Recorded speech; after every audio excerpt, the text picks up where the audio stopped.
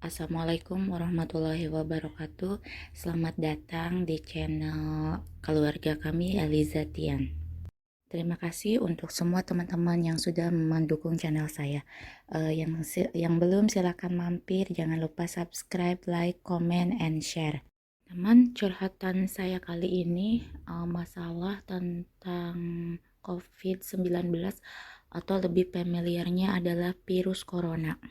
Sekarang ini negara kita sedang terkena wabah virus corona. Dan sebenarnya teman-teman udah pada tahu kan, bukan cuma negara kita aja gitu. Negara-negara lain aja banyak gitu, banyak yang terkena wabah ini. Dari setiap tayangan-tayangan berita yang kita lihat, memang sangat-sangat sedih sekali ya teman-teman gitu. Karena virus ini penyebarannya, penularannya itu cepat sekali gitu. Bisa dalam hitungan bulan itu orang meninggal sangat banyak gitu. Di negara kita pun setiap hari angkanya terus naik yang positif teman-teman gitu. Terus yang angka sembuhnya pun banyak sih sebenarnya, sembuh juga gitu. Tapi angka kematiannya juga cukup lumayan teman-teman gitu. Dan kasihannya teman-teman kalau orang-orang yang memang usianya udah di atas 50-an gitu, apalagi yang punya riwayat penyakit gitu, itu kan lebih rentan gitu. Sebenarnya yang masih muda pun yang punya riwayat penyakit emang rentan gitu. Cuman sekarang itu ada yang tanpa gejala gitu, tapi dia menularkan. Nih yang tanpa gejala ini mungkin memang daya imunnya bagus gitu. Jadi dia kena tapi dia gak kenapa-napa, tapi dia masih bisa menularkan ke orang lain gitu. Nah sekarang ini ketika wabah ini ada di negara kita gitu, ujian ini ada di negara kita, ada sisi menurut saya rasanya sedih banget, miris banget gitu. Sisi kemanusiaan itu ada yang luntur gitu di negara kita. Kenapa saya bilang kok luntur, bahkan mungkin hilang lah gitu.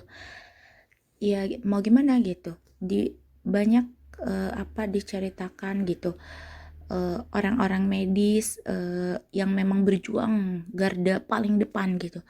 Mereka itu ada yang dikucilkan sama lingkungannya.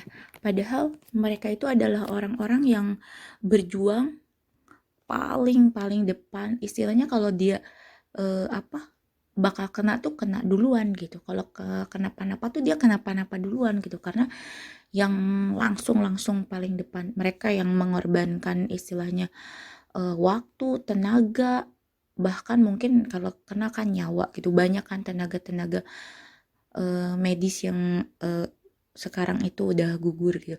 Tapi yang berita-berita akhir-akhir ini yang saya dengar yang membuat saya sedih itu ada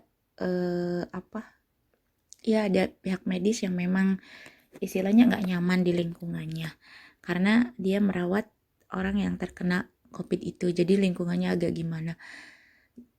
Terus pasien-pasien yang terkena COVID juga banyak yang jadi istilahnya minder, takut lah gitu dengan orang-orang sekitar gitu, karena mungkin orang-orang sekitarnya menganggap ini momok yang menakutkan, dia menjadi orang yang waduh berbahaya nih buat kita gitu.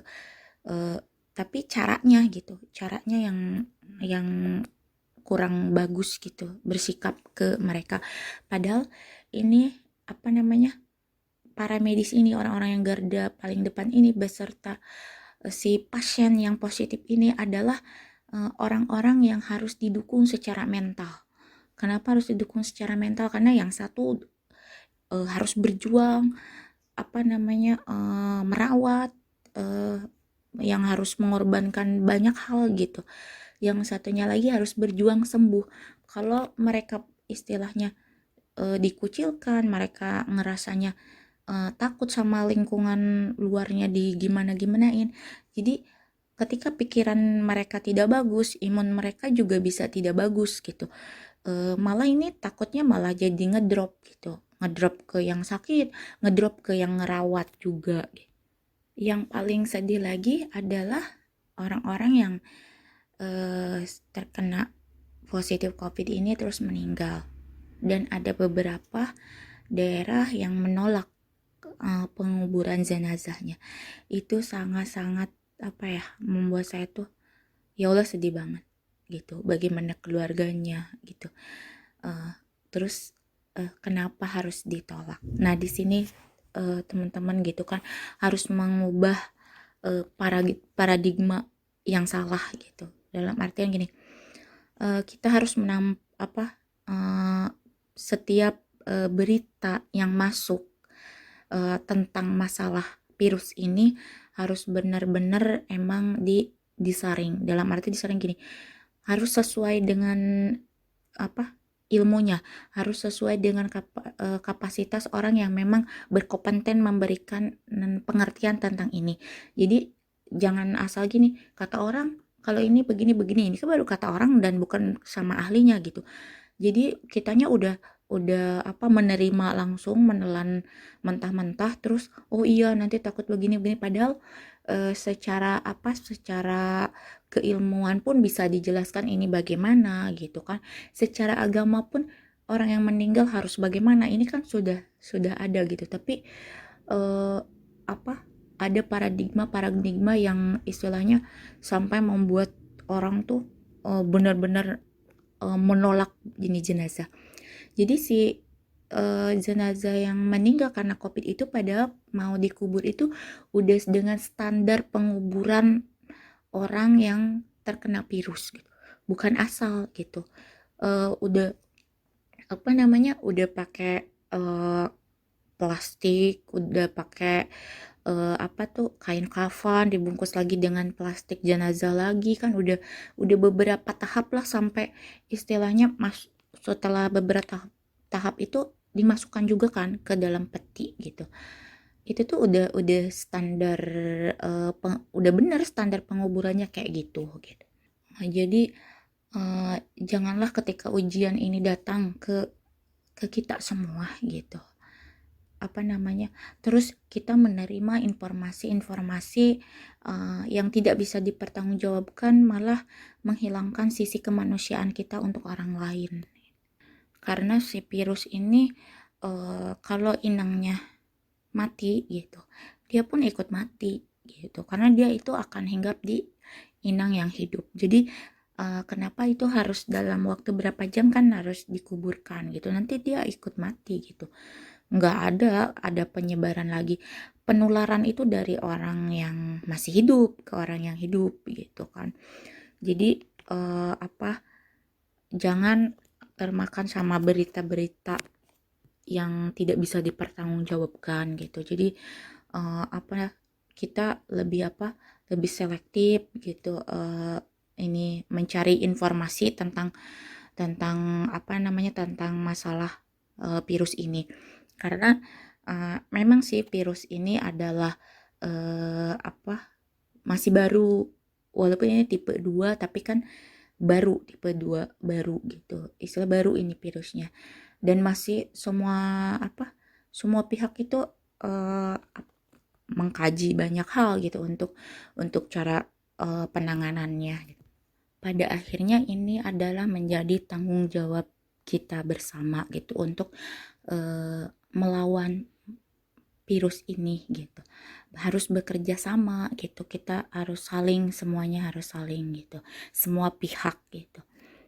Semoga kita semua dilindungi sama Allah dari wabah ini, dan mudah-mudahan di bulan suci Ramadan nanti mari kita berdoa bahwa virus ini cepat hilang gitu. Dan terima kasih untuk orang-orang yang berada di garda-garda terdepan pada saat wabah ini, yang udah mengorbankan banyak hal yang tidak terhingga lah gitu, yang istilahnya udah banyak hal yang mereka lakukan untuk penanganan wabah ini. Untuk orang-orang yang berjuang di garis depan, semoga mereka Allah lindungi gitu. Mereka disehatkan, dikuatkan, dipanjangkan umurnya, dan orang-orang yang udah positif mudah-mudahan diberi kesembuhan, dan mudah-mudahan tidak ada naik lagi angka positifnya. Yang udah meninggal mudah-mudahan husnul khotimah, ditempatkan di surganya Allah. Amin amin. Jangan lupa kalau mau kemana-mana pakai masker. Jangan lupa juga cuci tangan, jaga jarak, supaya memutus rantai penyebaran biar tidak terlalu cepat. Terima kasih teman-teman sudah mendengarkan curhatan hari ini. Mudah-mudahan kita selalu dalam lindungan Allah. Nantikan cerita-cerita lainnya di channel saya. Assalamualaikum warahmatullahi wabarakatuh.